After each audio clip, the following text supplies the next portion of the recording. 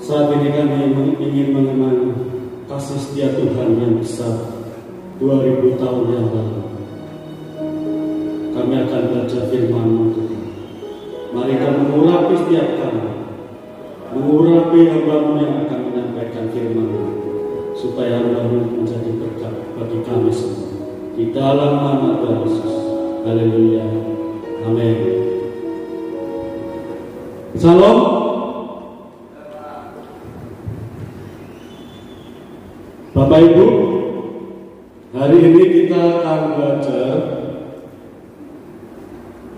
firman Tuhan dari Markus pasal 14 ayat 32 sampai 42. Saya ulangi, Markus pasal 14 ayat 32 sampai 42. Saya akan membacakan firman Tuhan ini. Bapak Ibu silahkan menyimak di tempat masing-masing.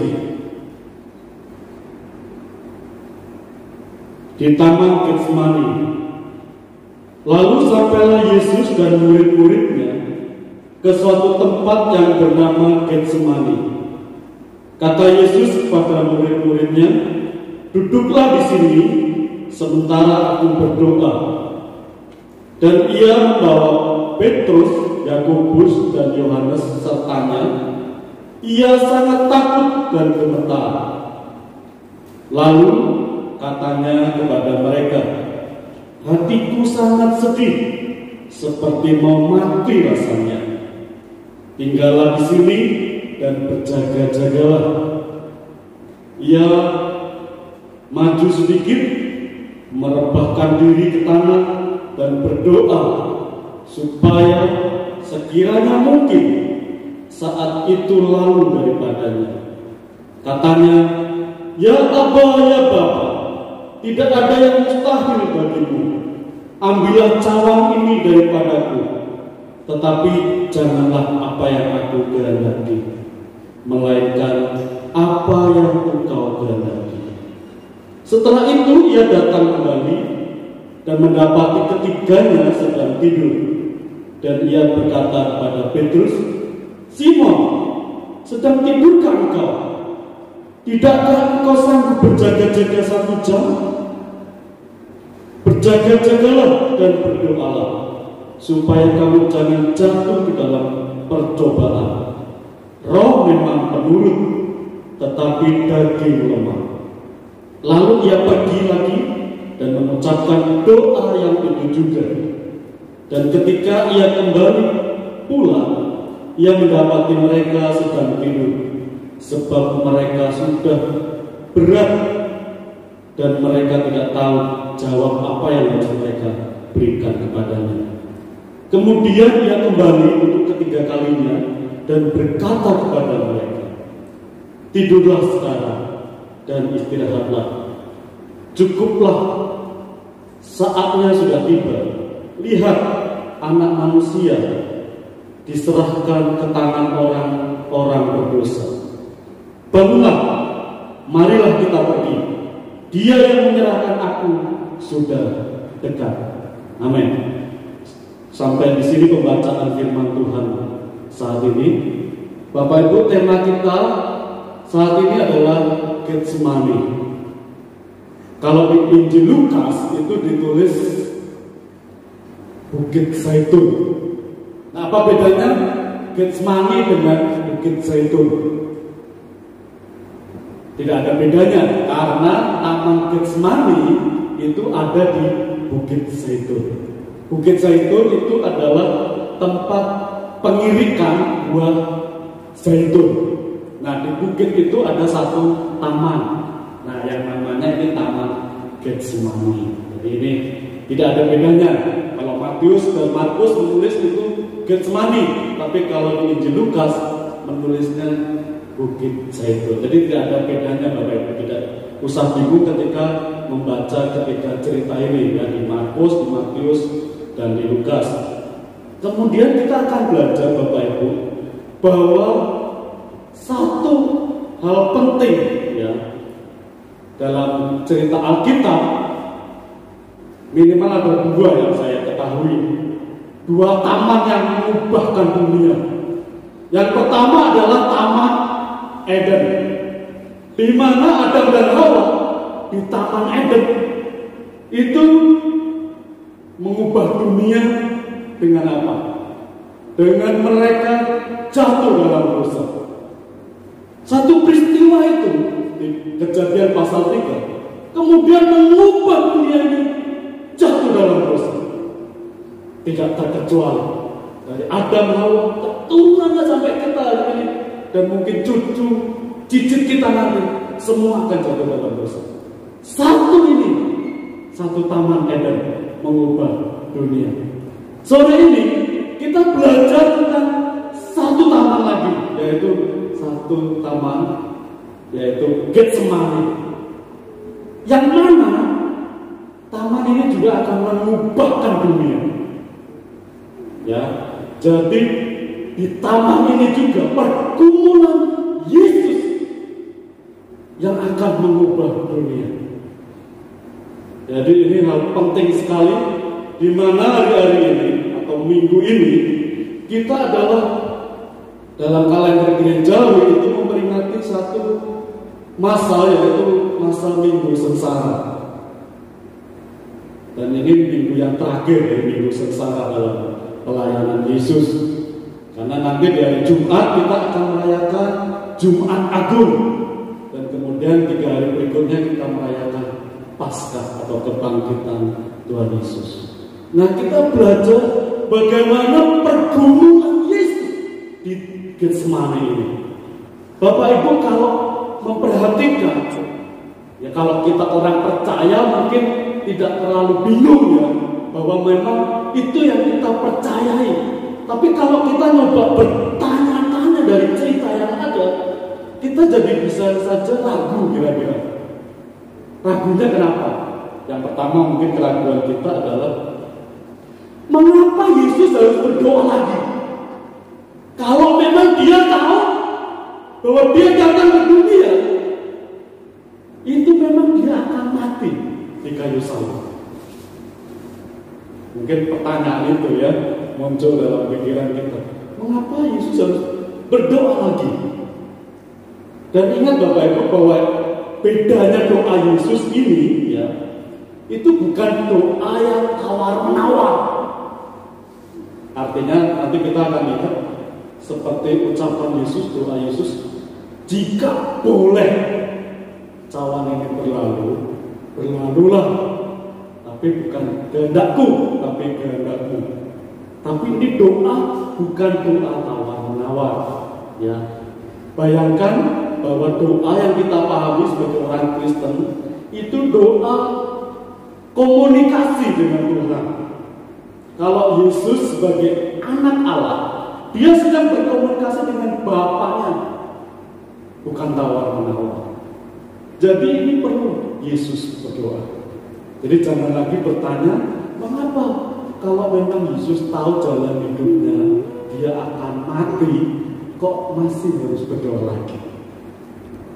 Karena sekali lagi Yesus sedang berkomunikasi kepada Bapaknya. Yang menarik lagi Bapak Ibu, kita melihat kalau ada catatan di Markus dan Matius itu kita membacanya Yesus tadi maju sedikit ya, maju sedikit. Tapi kalau di Injil Lukas itu diceritakan Yesus itu majunya bukan sedikit, tapi Lukas mencatat sepelempar batu jaraknya. Nah, siapa yang lempar duluan? Kalau saya yang lempar pasti jauh. Artinya Yesus dari murid-muridnya itu majunya agak jauh, kira-kira begitu. Tapi nggak masalah, yang pasti Yesus maju di beberapa jarak dengan murid-muridnya yang sedang menunggu dia, menemani dia di Taman Getsemani ini. Berikutnya kita akan belajar Bapak Ibu, kita melihat tadi yang mungkin ini jadi pertanyaan kita juga, mengapa Yesus dikatakan di ayat 33 itu ia sangat takut dan gentar. Kenapa? Tadi pertanyaan pertama, mengapa Yesus masih harus berdoa lagi? Yang kedua, mengapa Yesus takut dan gentar? Kalau Yesus tahu bahwa hidupnya memang akan dianiaya, mati di kayu salib, mengapa dia takut dan gentar? Dalam terjemahan lain itu dikatakan Yesus sedih dan susah. Sedih dan susah itu beda ya terjemahannya dengan Alkitab kita yang terjemahan baru. Yesus sedih dan susah. Atau dalam terjemahan lain lagi dikatakan Yesus mulai tertekan, Yesus mulai gelisah. Nah, mengapa Yesus gelisah? Mengapa Yesus tertekan? Atau kalau sesuai dengan terjemahan baru, mengapa Yesus takut dan gentar? Ingat Bapak Ibu, bahwa Yesus ini yang sekarang ini, yang sedang berdoa ini, Yesus adalah manusia. Ingat Filipi pasal 2 ayat 5-6 itu mengatakan bahwa Yesus itu inkarnasi. Yesus yang Allah itu turun ke dunia menjadi manusia, mengosongkan kealahannya, mengosongkan diri, dia menjadi manusia. Jadi dalam posisi ini manusia Yesus itu sedih, gentar, atau stres, tertekan ketika dia akan menjalani masa-masa dia akan ditangkap, dianiaya, dan disalibkan. Jadi ini hal yang wajar sekali. Mengapa Yesus itu takut dan gentar? Mengapa Yesus itu sedih sekali hatinya? Bukan sedih karena nasibnya atau hidupnya akan berakhir, bukan. Satu, kesedihan Yesus itu adalah dia akan melihat muridnya, yang jelas adalah Petrus, akan menyangkal diri bahwa dia itu murid Yesus. Yesus sedih. Murid yang hebat, murid yang dia banggakan itu akan menyangkal dia. Yang kedua, muridnya adalah Yudas, yang sebentar lagi kalau dalam cerita ini tiba-tiba Yudas muncul dengan tentara-tentara Romawi menangkap Yesus. Jadi Yesus sedih karena muridnya menjual dia, mengkhianati dia. Itu yang membuat Yesus sedih. Bukan Yesus takut akan kematian, Yesus sedih akan hidupnya akan berakhir. Tidak. Karena dia sudah tahu dia datang ke dunia memang itu misinya. Dia tahu bahwa hidupnya memang akan berakhir di kayu salib. Dia tahu persis. Jadi dia tidak sedih mengasihani diri, bukan.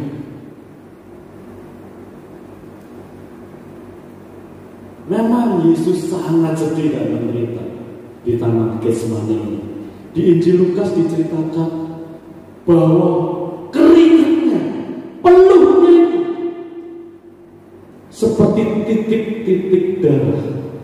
Karena sangat stres, karena sangat sedih, sangat tertekan, sehingga keringatnya ini seperti titik-titik darah. Apa betul itu? Bahwa orang yang sangat sedih, yang sangat tertekan, kemudian mengeluarkan keringat yang seperti darah. Dalam survei para medis ya, itu sudah membuktikan bahwa orang yang sangat stres, sangat sedih, yang tertekan itu bisa mengeluarkan seperti itu.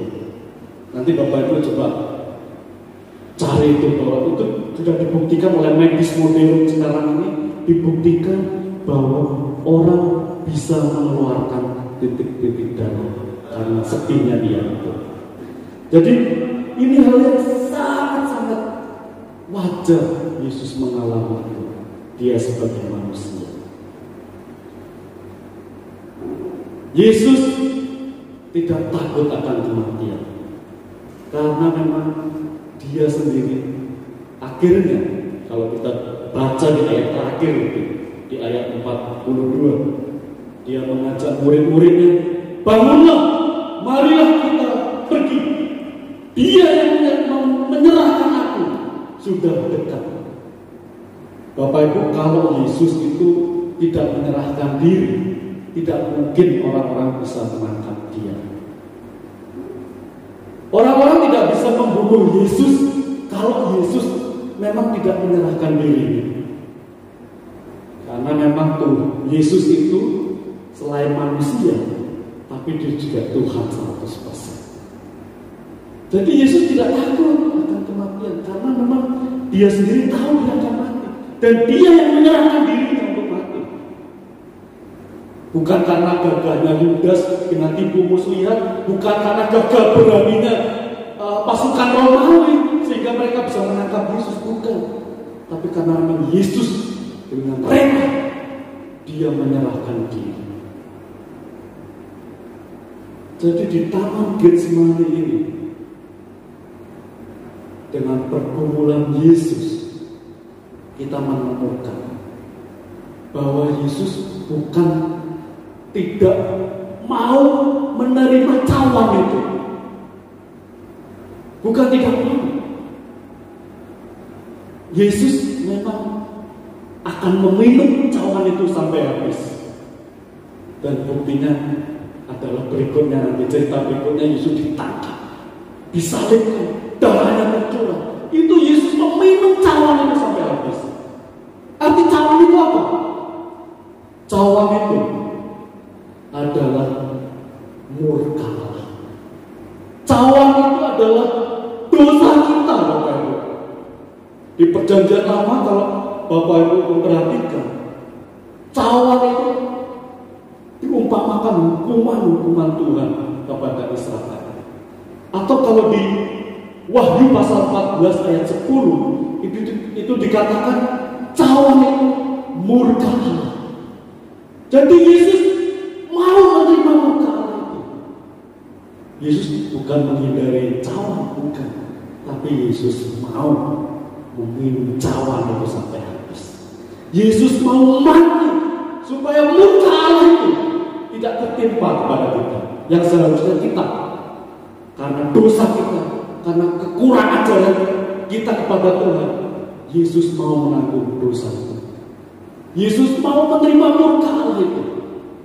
Sehingga kalau dalam ayat yang lain seolah-olah dikatakan Bapaknya itu berpaling muka daripada Yesus. Seperti di Mazmur,